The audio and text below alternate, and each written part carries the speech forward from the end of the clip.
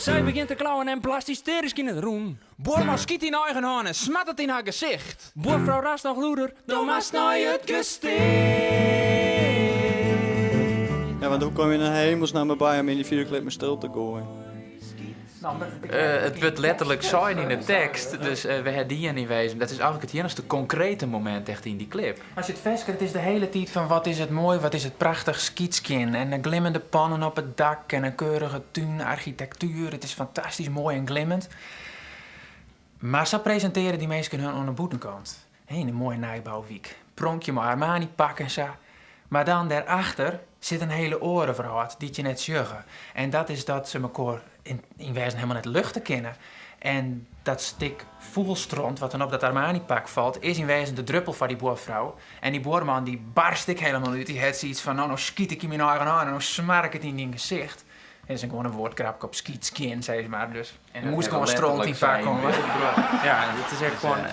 Alle keren dat er een keerkomst is van Caterpillar, wordt alles goed schoonmaken.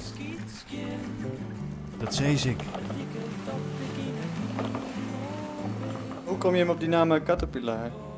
Ja, dat zoek bij de oprichter zelfsvereniging had ik daar weer. Nou, Wouter en Jan hebben ooit een vaststelling maken, de evolutie. En dan kwam een beestje in voor dat wie de Caterpillar.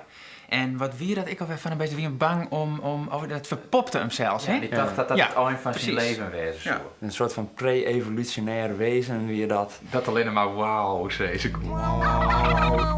Nou ja, we hebben vorig jaar hebben we een lied maken rond deze tijd. Toen ben we vijfde worden en daar ontstier. Ja, dan we kwamen erachter van de gearworking is heel goed voor hem.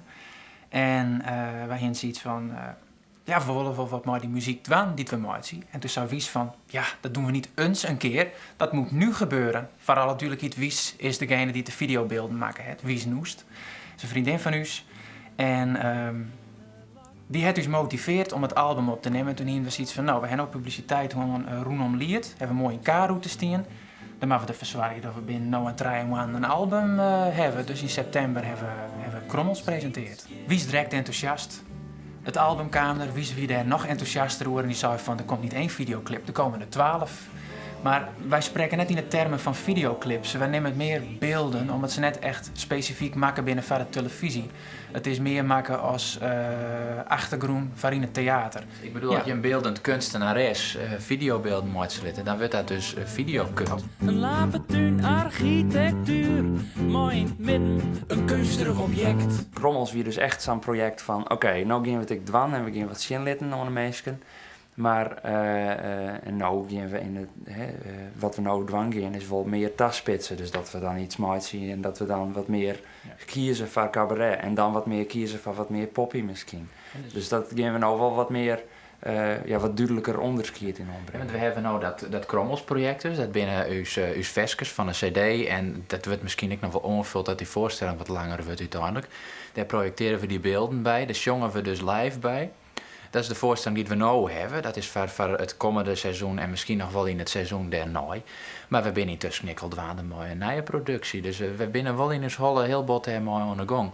Want het houdt net op met deze cd en met die ene voorstelling. Er komt nog volle meer. En tenminste naar tenues luidt. Dat is hartstikke mooi. Wij van Clipcar houden wel van videokunst in videoclips. Als meer witte worst op Caterpillar, sjog op caterpillar.nl. En schreeuw het wel even goed, want dat is nog net zo makkelijk.